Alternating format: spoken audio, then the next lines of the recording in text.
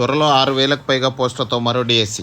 త్వరలో 6,000కు పైగా పోస్టులతో మరో డిఎస్సి నిర్వహిస్తామని చెప్పారు డిప్యూటీ సీఎం బట్టి విక్రమార్క. ఇప్పటికే 11,062 పోస్టులకు డిఎస్సి నిర్వహించాం.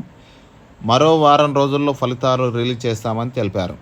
మనం యాక్చువల్లీ రేపు ఎల్లుండి ఈరోజు రేపు అనుకుంటున్నాం కదా, అట్లా కాదు.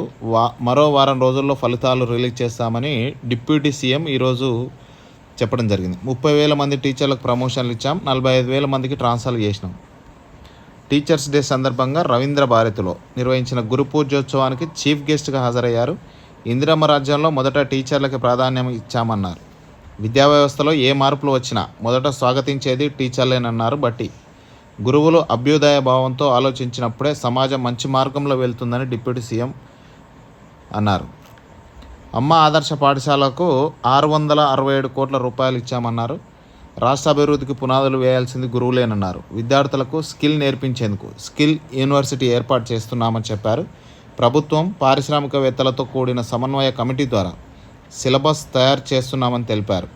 63 ఐటీఐ కేంద్రాలను అడ్వాన్స్డ్ టెక్నాలజీ కేంద్రాలుగా మారుస్తున్నామని బట్టి.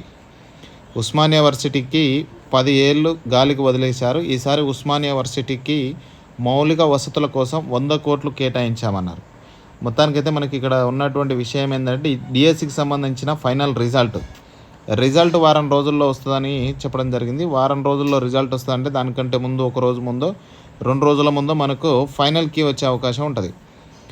ఒక రోజు ముందో 2 రోజుల ముందు అంటే దాదాపుగా ఇంకో 5 డేస్ అయితే మనం వెయిట్ చేయాల్సిన అవసరం అయితే అనిపిస్తుంది ఇక్కడ మన డిప్యూటీ సీఎం చెప్పిన విధంగా.